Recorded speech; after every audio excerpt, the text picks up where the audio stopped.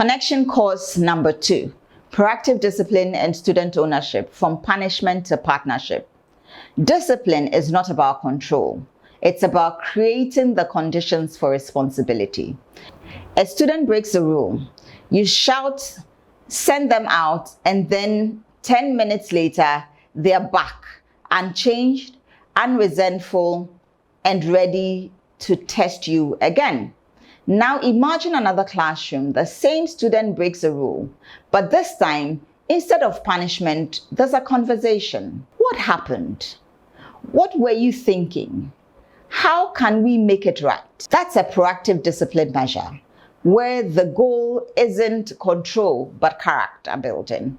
And the results? Students who don't just behave better, they become better. Welcome to course number 2 under Connection, Proactive Discipline and Student Ownership from Punishment to Partnership. When students participate in solving problems, they learn self-discipline and not fear. Punishment changes behavior temporarily. Discipline changes it permanently. A UNESCO report found that in 7 African countries, 68% of students who experienced harsh punishment repeated the same misbehavior within weeks. Why? Because punishment corrects action, not attitude. A teacher in Accra suspended a boy 3 times for fighting. Each time, the boy returned angrier. Even the teacher finally asked, "What's really going on with you?" He discovered that the student was being bullied outside of school. Empathy, not punishment, solved what rules couldn't solve. You cannot punish pain out of a person. Proactive discipline is about creating a culture that prevents misbehavior before it even starts. It's not soft, it's smart. The core principle here is predictability, where students know what to expect. Participation, where they help create the systems.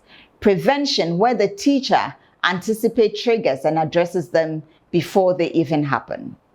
At a school in Cape Coast, one teacher began every Monday morning with a reset circle. Students shared one challenge and one goal for the week. Conflicts dropped by 50%, simply because students were seen and heard, and now they had a goal to focus on. An ounce of prevention is worth a pound of detention. Think of your biggest classroom challenge. How could you prevent it next time instead of reacting to it? Why does ownership matter so much? It's simply because people value what they create. When students are part of the process, setting expectations, resolving conflicts, reflecting on their behavior, discipline becomes internalized, not imposed.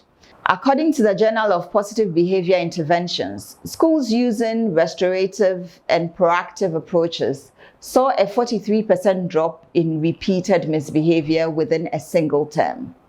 In Finland, for example, when a student breaks a rule, they don't just say sorry, they complete a reflection card, identifying what happened, how it affected others, how it affected them, and what actions to take next time. That's ownership. That's proactive discipline.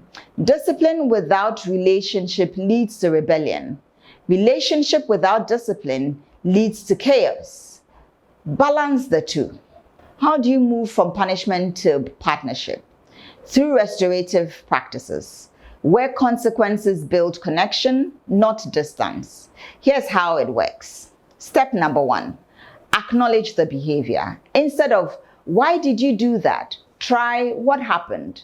This shifts the tone from accusation to explanation. Step number 2, identify the impact. Ask, who was affected by what happened? This builds empathy.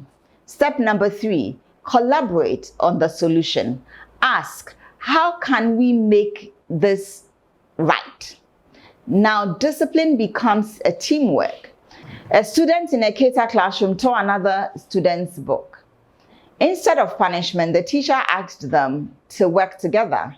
to fix it and present the repaired book during assembly. The class learned restoration, not retaliation. Accountability isn't about blame, it's about repair. Next time a student misbehaves, pause before reacting. Ask yourself, how can we make this right? You'll be amazed how behavior shifts when responsibility replaces fear. In proactive classrooms, students manage themselves not because they must, but also because they can and they want to. Some of the strategies include create student leadership roles, like a timekeeper, a peace monitor, a group leader.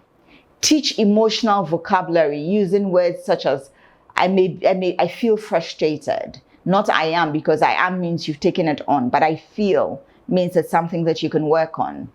I feel disappointed in my grades, instead of an aggression. Each day, with a 2 minutes reflection, what went well today? What could I do much better? In Kenya, a teacher used student reflection cards daily. Within weeks, students began resolving conflicts without adult help. Empowered students do not need rules to behave. They need values to believe. Assign one leadership role this week that teaches responsibility, even if it's as simple as class mood monitor. Punishment produces compliance. Partnership produces character. When we move from shouting to shaping, from control to collaboration, our classrooms stop being battlefields and become communities of growth. The goal of discipline is not to make children quiet, it's to make them wise. What's the one way you're going to replace punishment with partnership this week? Please do share it in the comment below. Would all like to hear. If you haven't subscribed yet, take a moment to do so. Click the notification button so you never miss a course. And you're not just managing students, you're mentoring citizens.